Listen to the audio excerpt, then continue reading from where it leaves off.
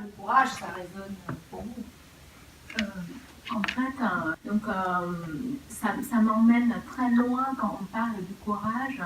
Ça m'emmène vraiment dans un souvenir d'enfance.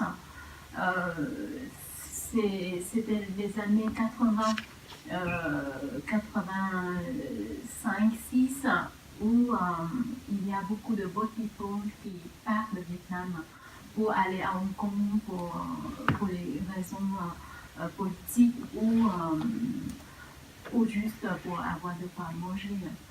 Donc, j'ai eu des souvenirs d'enfance que j'étais toute petite et j'ai vu des gens qui viennent pour nous dire au revoir, pour partir demain dans des tout petits bateaux et on ne sait pas si on les recroiser dans la vie ou pas. Et là, j'ai dit, waouh, ils sont courageux. Et pour moi, à partir de là, le mot courage entre en moi et qui va vraiment avec le mot liberté.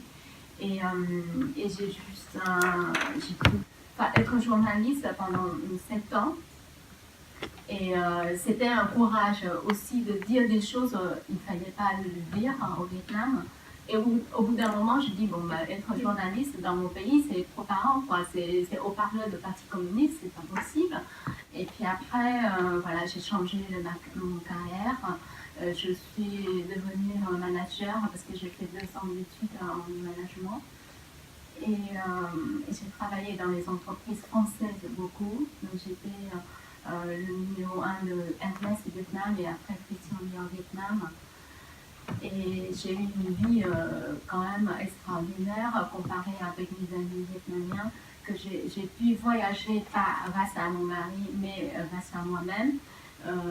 Je gagne bien ma vie. Mais au bout d'un moment, je me disais que c'est pas vraiment la vie que j'aime. Moi, mon ambition, c'est la liberté, parce que j'ai vu mon père qui a peur de tout, qui n'osait même pas dire ce qu'il pensait, et on n'a même pas osé monter dans ce petit bateau-là pour sortir de la misère politique et économique. Dans votre expérience, quels sont les facteurs justement de réussite? Qu'est-ce qui vous a aidé à lever les freins? En fait, les obstacles, enfin, les challenges, les défis, le plus important pour moi, c'est le moment où je dois changer, mais complètement. Je dis des legacy. Par exemple, je suis bien dans mon métier de journaliste, hop, d'un seul coup, je deviens manager des entreprises. Et après, hop, j'ai décidé de travailler en France, mais pas au Vietnam, dans un pays où je connais bien, j'aime bien, mais je n'ai pas la culture de base quand même. Mon arbre, le Vietnam, je le déracine et je mets ici en France. Voilà, pour moi, et là, à ce moment-là, c'est le manque de confiance de soi. Et rien que parler en français, des fois, on commence une phase et puis on ne sait pas comment terminer. Et on a l'impression comme si on tombe dans le vide, on ne sait pas quoi faire. Et ce n'est pas une langue facile non plus. Donc voilà, manque de confiance de soi, c'est quelque chose de terrible. Je pense qu'il y a quelque chose de très important, c'est les relations avec les autres, le regard des autres.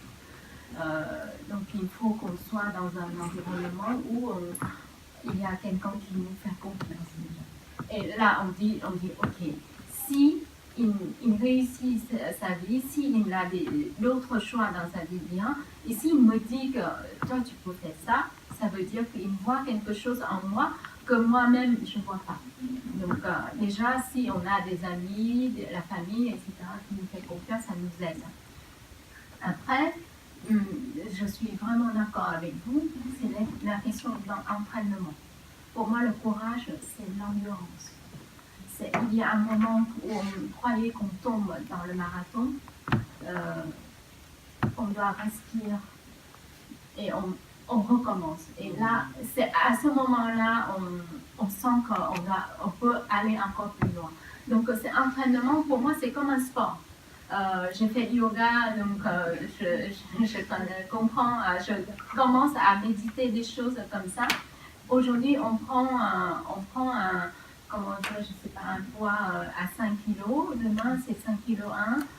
après-demain c'est 5 kg 2, petit à petit, pour moi, ça dépend que nous, et si on s'entraîne, on peut arriver.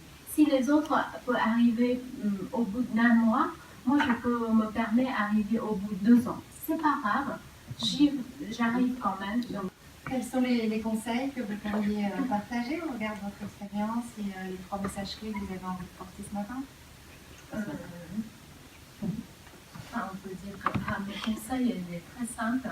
Si on voit le titre de notre 2 jours là, c'est Be Yourself, être juste vous-même. Et j'ai partagé vraiment avec toi, Béatrice, l'idée c'est qu'il faut avoir de la passion dans ce qu'on choisit.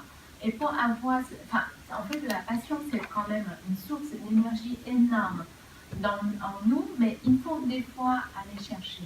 Donc, tout simplement, connaître soi-même, il faut vraiment apprendre à connaître soi-même, être courageux de voir soi-même. Enfin, hier soir, on a joué avec un jeu que j'ai développé beaucoup au Vietnam, c'est le jeu du tennis. Et c'est un test parce qu'il y a des gens qui n'arrivent pas à se mettre devant le miroir. Parce que des fois, ça rentre une image quand même un peu claire. Donc, déjà, soit le courage de regarder nous-mêmes et d'aller chercher notre passion. Des fois, on le trouve seulement à 40 ans, on dit que la crise est de 40 ans. Voilà, il faut être patient et aller nous chercher, notre passion. Et après, une fois qu'on le trouve, il faut avoir le courage de maintenir et de